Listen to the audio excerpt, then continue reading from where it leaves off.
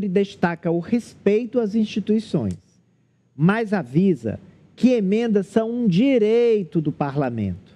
Recado é direto ao Supremo e indireto ao governo. Aniele. É indireto ao governo porque os parlamentares acreditam que o Executivo tem sim a ver com a decisão do Supremo Tribunal Federal, que suspendeu o pagamento das emendas por falta de transparência e rastreabilidade por 4 meses no ano passado. E não é a primeira vez que Alcolumbre fala sobre as emendas. Depois de eleito, já é a segunda vez em um discurso no plenário que ele fala sobre isso. Ele defendeu a prerrogativa dos parlamentares e relembrou da controvérsia, foi assim que ele denominou, do Supremo Tribunal Federal em relação a essas emendas, mas que é direito deles, inclusive, de destinar para as suas bases, né, para os seus redutos, porque é aquele velho argumento, é eles que sabem onde é que está precisando. Vamos ver o trecho da fala de Alcolumbre.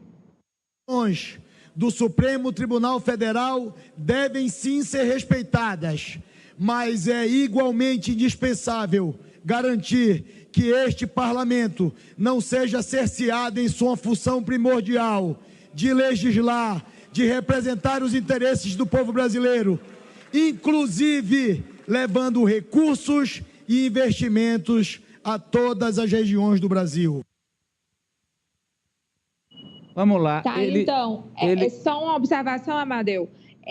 O ministro Flávio Dino, inclusive, desde ontem, ele tem dado uma série de decisões sobre as emendas parlamentares. Ele tinha bloqueado para algumas fundações, liberou já para outras fundações, e agora há pouco, eu estou aqui com um documento, estava tentando ler, mas o documento tem 9 páginas, ele soltou um documento falando sobre a questão da liberação de emendas e fazendo os questionamentos, tanto ao Poder Executivo quanto ao Legislativo.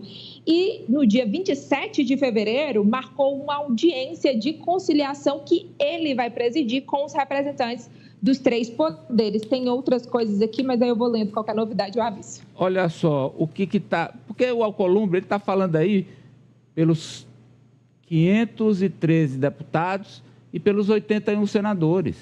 Tanto que, se você percebeu na fala, ele deu ênfase ao, inclusive, fazer as obras, executar as obras nos municípios do Brasil. Quer dizer, ele deixou claro aí, o parlamento não vai abrir mão das emendas e da execução das obras através dessas emendas. Professor, eu já acho que eu estou refazendo essa pergunta, mas é porque é importante.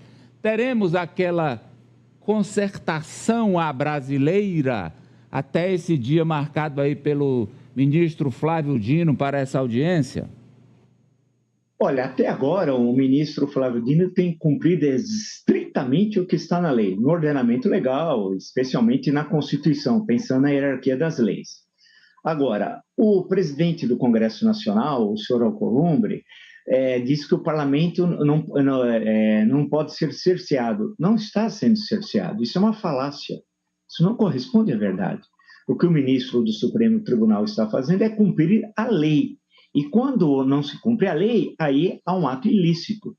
Portanto, ele, como juiz, porque o ministro é um juiz, eu não gosto dessa expressão ministro, porque só foi adotada a partir de 1934. Na Constituição de 1891 era juiz, que eu prefiro.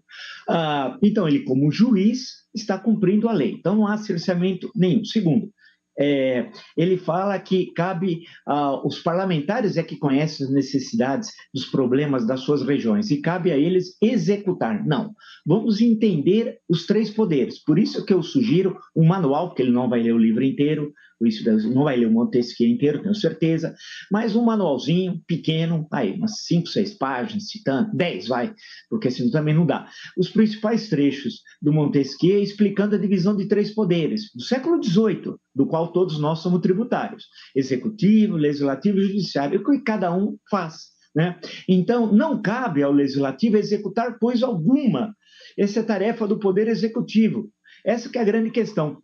Nós temos um presidencialismo tabajara, insisto, só existe no Brasil. Não, o orçamento é um instrumento que o governo federal, eleito por milhões de brasileiros, tem para colocar em prática o seu programa. Eu pergunto, as assembleias legislativas fazem a mesma coisa que os governadores?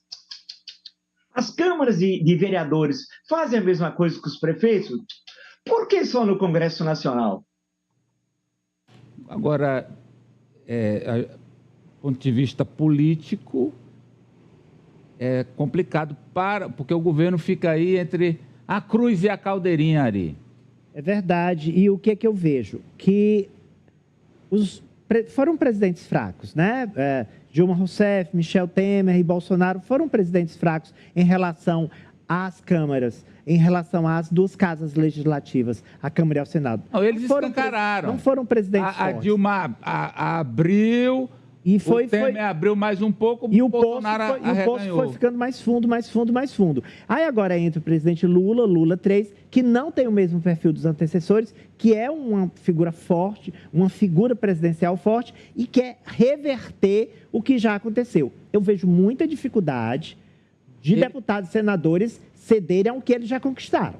Agora, não avançar mais é possível. Não avançar mais, impedir que eles avancem mais. Isso, impedir que eles avancem mais sobre o orçamento, sobre as atribuições que são do Executivo, como o professor explicou. Agora, dizer o seguinte, retrocedam, devolvam o que vocês usurparam do orçamento e das atribuições do Executivo, conforme a divisão clássica dos poderes, como o professor bem mencionou. Eu acho que vai ter briga, eles não vão ceder. Hoje, 20% aproximadamente do dinheiro do orçamento brasileiro, do dinheiro que o governo teria para fazer investimentos, né, que é livre de vinculação, livre para investimentos, 20% é quem está definindo são senadores e deputados. O que o Ari está dizendo eles vão pelo menos manter isso aí. O que o Lula vai conseguir é não aumentar o percentual. Fala, Marta.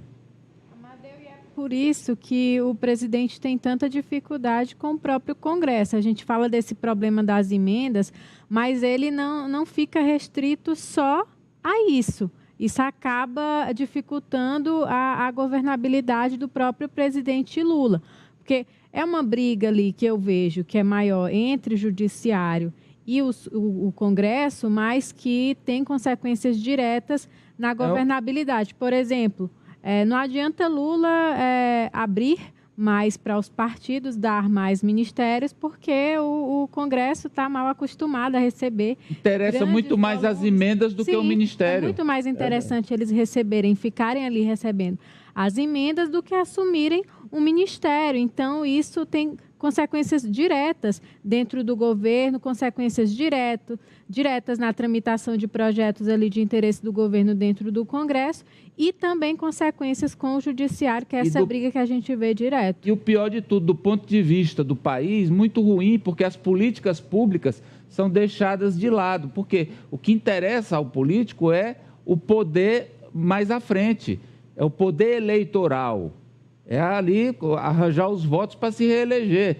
Não é integrar uma política pública nacional dentro de um ministério, por exemplo, enfim. O Raniele Veloso está trazendo aí mais informações sobre o despacho de Flávio Dino. O que me chamou a atenção foi que, nas considerações, ele diz que estão presidindo as decisões do STF os princípios republicano e democrático, já que poder ilimitado conduz às ditaduras, sejam as abertas ou as disfarçadas pelo constitucionalismo. E aí ele diz que segue a Constituição para dar essas decisões, ou seja, quis dizer que se ficar sem controle essa questão das emendas e não respeitar a Constituição, aí sim esse poder ilimitado, que é o que o Congresso quer, pode sim beirar a uma espécie de ditadura. Olha, o Dino está dizendo que não vai ceder. A impressão que eu tenho é essa. Ou que vai ceder, mas vai ceder muito pouco. E respinga tudo no Lula. Confuso, professor. Mas é isso mesmo. Teremos muitas emoções, porque incrível, cumprir a lei gera todo esse problema. Cumprir, ela sempre está aqui, cumprir a Constituição gera todo esse problema. E você vê o ministro Flávio Dino corretamente apontou, quer dizer, nós temos tem uma hierarquia das leis, começa lá com a Constituição, que sequer número tem. Né? Então, começa pela Constituição, por isso que ela é a lei das leis, e aí você vai descendo até chegar na legislação ordinária. Ele está cumprindo aqui. Primeiro, começa o artigo 37, e daí vai. Então, a grande questão é que cumprir a lei gera problema político no Brasil. Para governar tranquilo, tem de descumprir a lei. É inacreditável, mas é o presidencialismo tabajara. Bem, vamos lá, o Ranieri Veloso. Janja vai com Wellington Dias a uma viagem internacional, por favor, nos explique.